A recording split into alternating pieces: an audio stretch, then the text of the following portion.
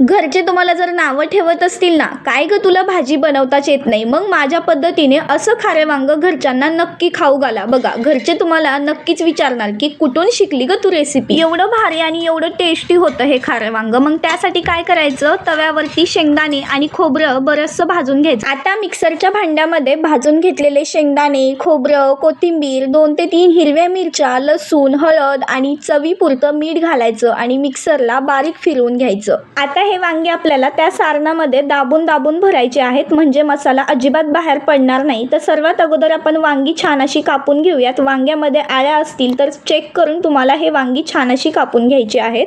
आता आपण वांगी भरून घेऊयात. तर आपण या वाटणामध्ये थोडासा कांद्याचा वापर केला. कांदा बारीक कापून मी या वाटणामध्ये घातलेला आहे. नसेल आवडत तर तुम्ही कांदा स्किप पण करू शकता इथे. तर छान वांगे दाबून दाबून भरायचे आहेत, जेणेकरून आपलं वांग्यामधलं वाटण म्हणजे सारण बाहेर येणार नाही. आता भरलेली वांगी थोडा वेळ साईडला करून ठेवूयात. लगेचच आपण इकडे खाऱ्या वांग्याला फोडणी द्यायला घेऊयात. आता फोडणी देण्यासाठी 2 पळी तेल, अर्धा चमचा जिरे, अर्धा चमचा मोहरी, बऱ्याचसा कढीपत्ता छान तडतडू द्यायचा. त्यानंतर आपण भरलेली वांगी यामध्ये घालून घ्यायची आणि वांगी भरून झाल्यानंतर थोडंसं सारण उरलं होतं ते पण वरून वांग्यावरती टाकून घेतलं. त्यानंतर आलटी पलटी करून घेतलं वांग्याला छान असं आणि झाकून ठेवायचंय 10 मिनिटं. बिलकुल उघडून बघायचं नाही. त्यानंतर 10 मिनिटानंतर उघडून बघितल्यानंतर परत एकदा वांग्याला छान असं हलवून घ्यायचं. आता ना तिथे मी मीठ घालायचं विसरली होती वाटणामध्ये, त्यामुळे इथे मी मीठाचा वापर केलाय. जर तुम्ही वाटणामध्ये मीठाचा वापर केला तर इथे तुम्हाला मीठ घालायची आवश्यकता नाहीये. आता इथे थोडंसं खारे वांग सरभरीत हवं होतं, म्हणून मिक्सरच्या भांड्यामध्ये जे वाटण तयार केलं त्यालाच विसळून थोडंसं पाणी घातलं. त्यानंतर झाकण ठेवून 5 ते 10 मिनिटे परत एकदा शिजू दिलं. तर आपलं कोथिंबीर टाकून हे खारे वांग खाण्यासाठी रेडी झालेलं आहे. मग तुम्ही पण माझ्या पद्धतीने असं खारे वांग घरच्यांना नक्की खाऊ घाला आणि घरच्यांकडून तुमच्या कौतुक करून घ्या.